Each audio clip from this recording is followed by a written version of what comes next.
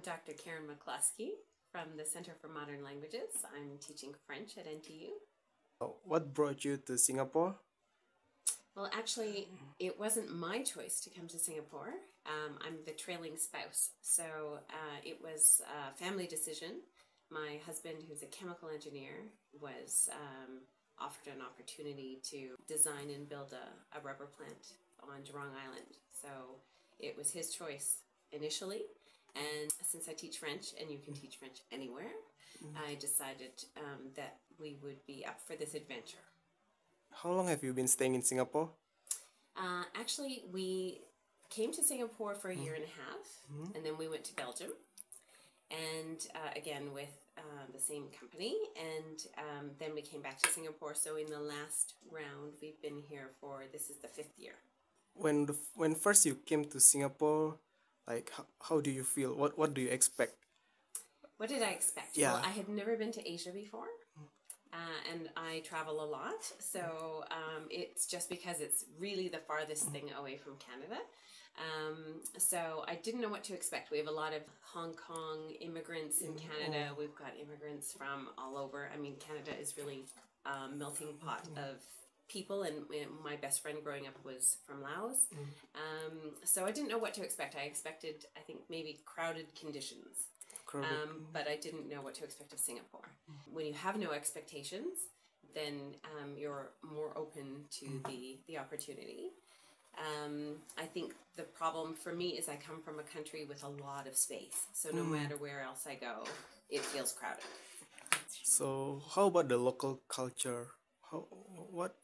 What is your opinion about that? Like, well, as an outsider in Singapore, you will always be an outsider. I'm always going to be an Ang Mo. That's never going to change. So, I mean, you can see it visibly. yeah, in Canada, I mean, any of you could be Canadian. So you can't see it because we're all immigrants from somewhere else, unless you're a native Canadian, you know. So basically, that's one thing that I had to get used to.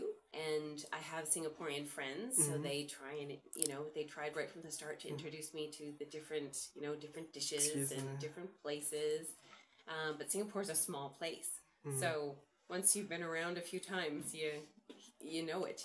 I'm used to like one of the largest countries in the world. Yeah. And so there's still, tons of places in my own country I haven't been. And so that's a big difference to get used to, space-wise. And there are some sort of basic differences in the culture that will never change. And so I still feel, I've been recently studying culture shock. And I still feel like I have, even after 5 years, or, if we count the previous 2 years we were here, then, I should be over the culture shock by now. But I think that I will never completely assimilate into the culture because of the feeling of always being separate and, a little bit of an outsider. So last questions. What is your long-term goal in your life? Do you plan to stay in Singapore forever or? No. No. Short answer. Yeah. No.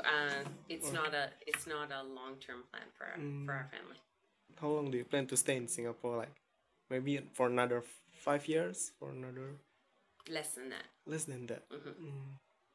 But so far, you like it here, or? I do like it. There are some. The problem is I come from a really freer society, and coming to a more restrictive society. I think if you went the opposite way, it would be an easier transition. But so there are certain limits here that are harder for someone from a more general society or broader freedom. I try and choose my words carefully here, but there are just a few things that will always seem limiting here. All right. Thanks a lot, Miss Karen. That's a very good answer. Thank you very much.